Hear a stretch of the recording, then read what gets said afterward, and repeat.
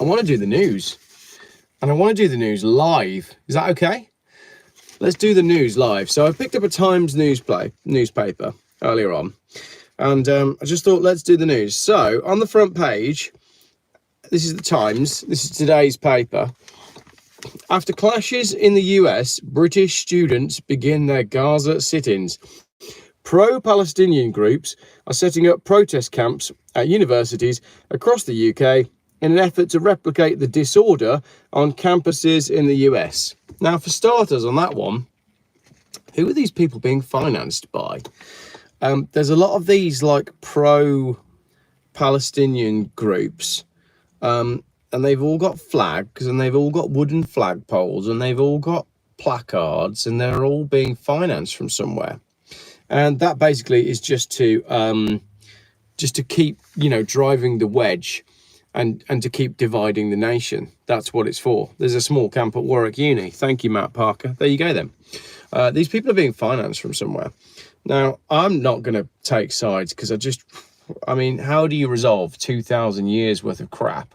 And if I've learned anything about YouTube, you cannot say the right thing about this stuff. So I'll just not say anything, but that's on the front page. So then we've got Labour plan for Channel migrants to get asylum. Tens of thousands who arrived illegally could stay. Well, of course they were. I don't even need to read the article. Of course they were going to stay. The goal was always for them to stay, because the goal is the total dilution of British culture. If they wanted to sort out immigration, they could sort out immigration, but there's no desire across subsequent governments to do it.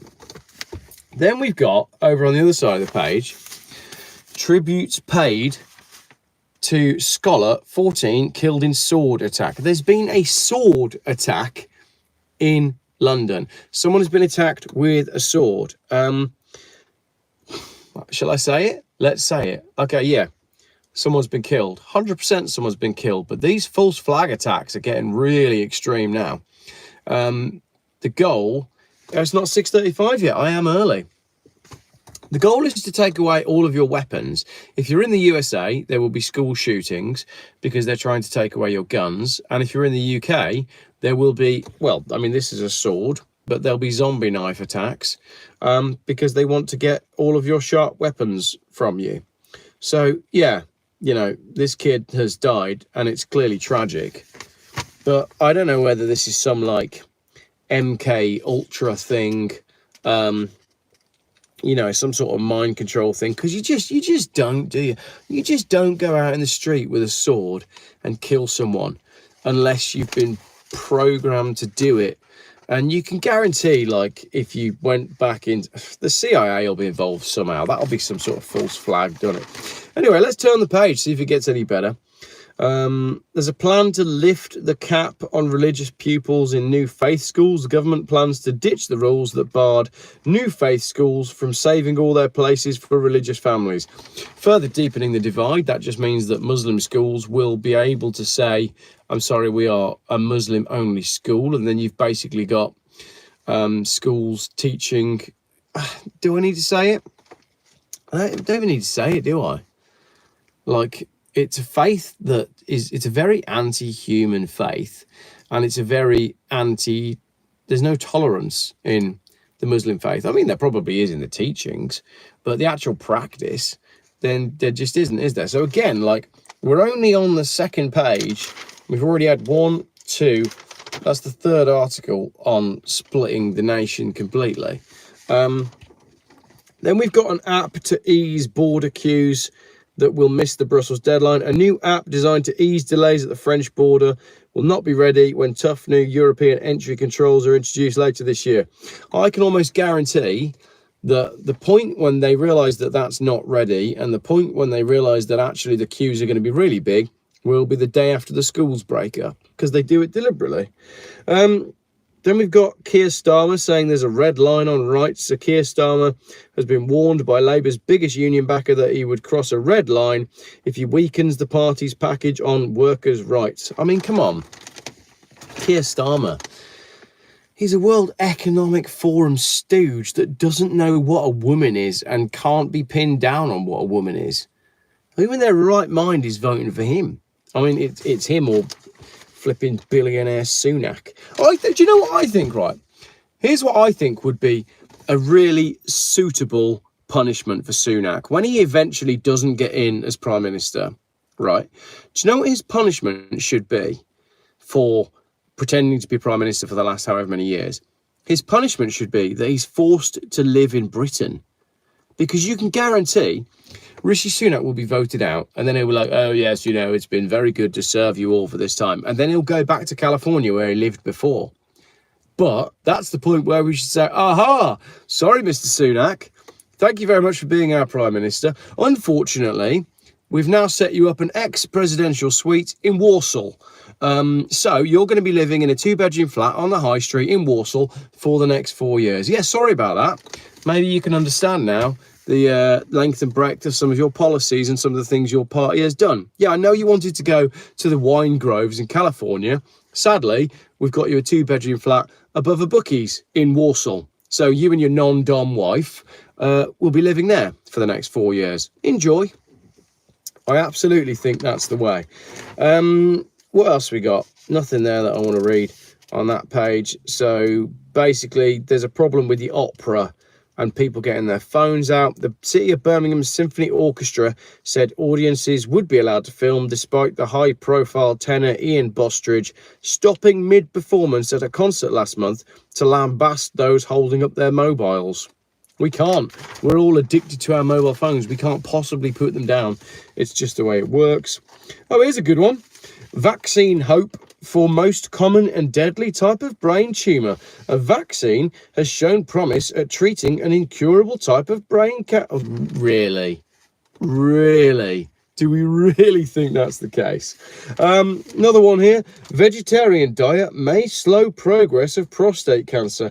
Men who eat a diet rich in fruit and vegetables were found to have a slower progression of prostate cancer than those who ate more meat, a study has found. Right, now, before I read any further into that story, what I want to know is what kind of meat were the people eating? Because usually what they do with these studies is they take people that are eating a lot of fast food and processed foods and they call those the meat eaters. That's not meat. It's barely even food. So it doesn't count. Most of London is free of knife crime, says the Scotland Yard chief. 2/3 of London is free of knife crime, the head of the Metropolitan Police has said, as a man remains in custody following the sword rampage that left a 14-year-old boy dead and 4 seriously injured. Why is anyone living in London anymore? What's the pile of rubble next to you, Geoff? EV batteries? Oh, no, it's just wood. I think they do some stuff with biomass here. So we're on page 7. So if you've just joined me for the live feed, this is a general Geoff live feed. I'm doing a bit of decompressing after a busy day of YouTube. I'm going to talk about the Times newspaper for a little bit. And then I want to talk about some stuff that I found in some Auto Express magazines that I found in a charity shop. And I'm just feeling like a generally relaxed kind of live. So we might be here for a little while, so do leave your comments. Do make sure you click like. There's only 32 likes on this so far, but 173 watching. So make sure you click like. Migrants bound for Rwanda held in raids by 800 officers. Just whatever, man. This whole Rwanda thing, it's all balls, isn't it? How many people can a flight to Rwanda carry, right? At the most, 200? So they haven't yet done a single flight to Rwanda. 700 people came across the channel today.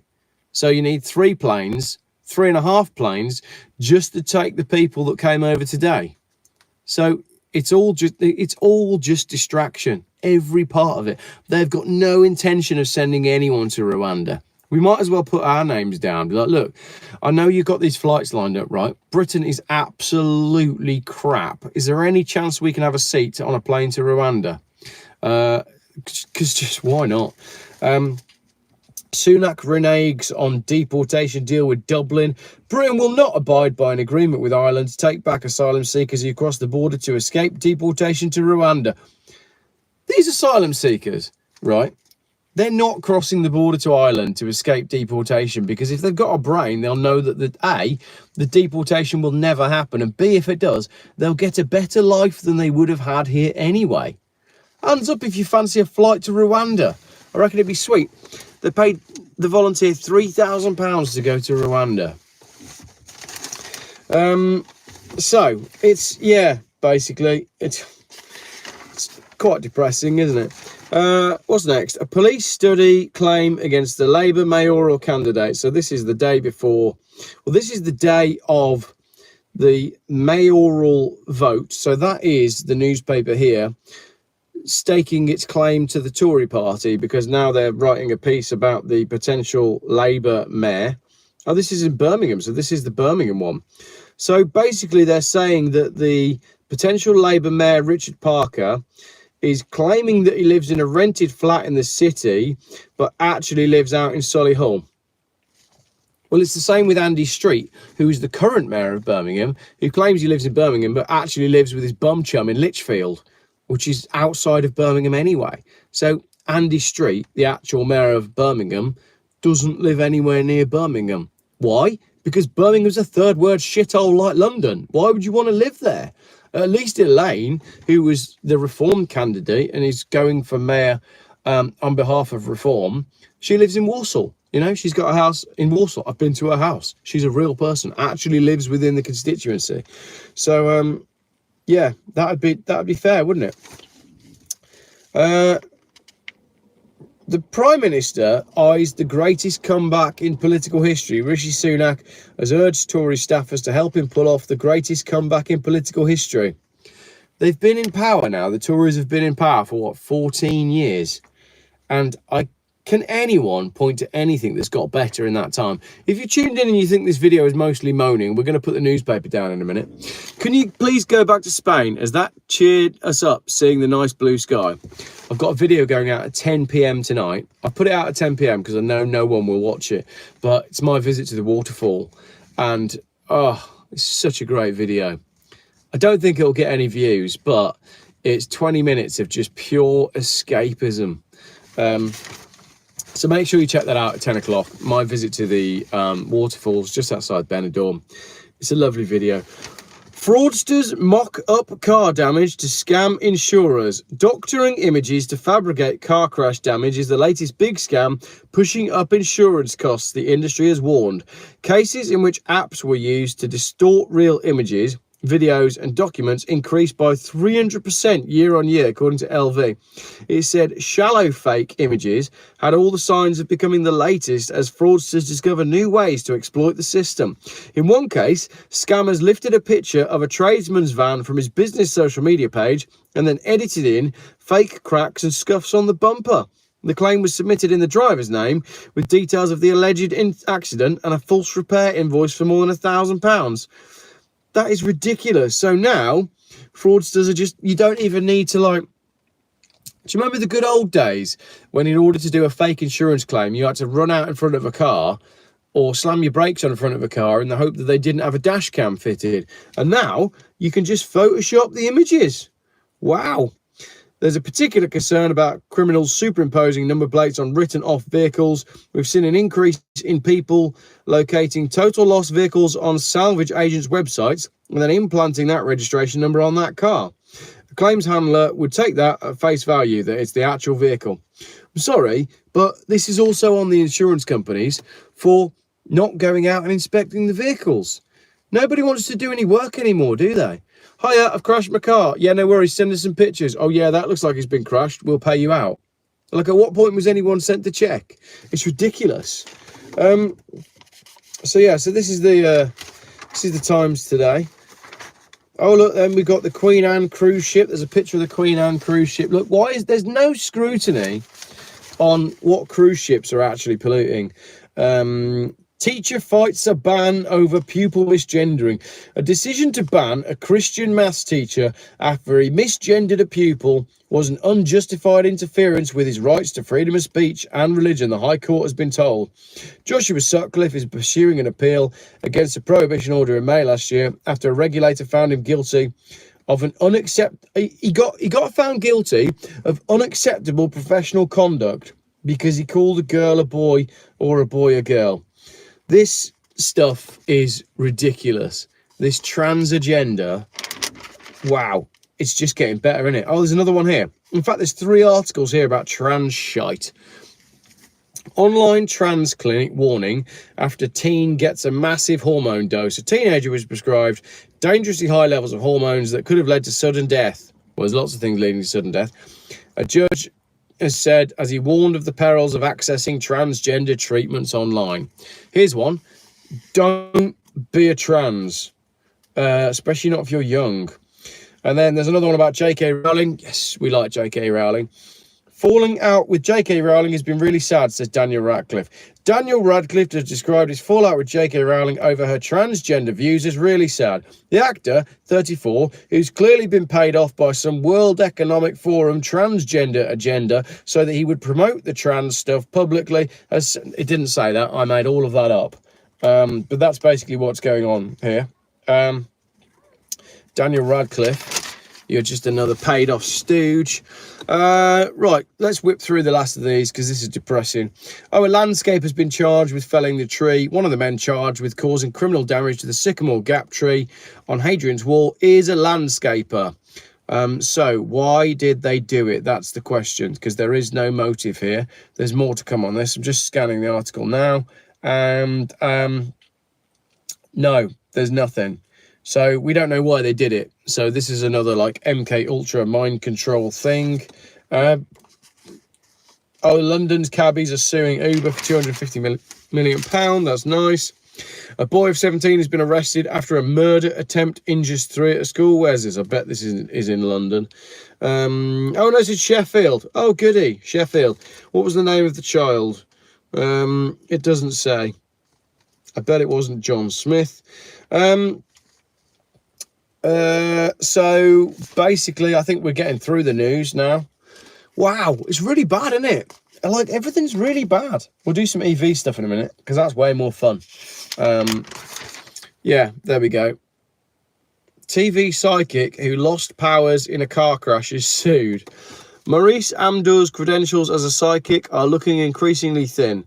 The celebrity clairvoyant, who appeared on ITV's This Morning, failed to foresee that he would be landed with a legal bill for £100,000 after a judge branded him a liar while dismissing his claim that he lost his psychic powers. Now it appears that Amdour, 59, also failed to anticipate that his former solicitors would sue him for stiffing their firm for 150 grand.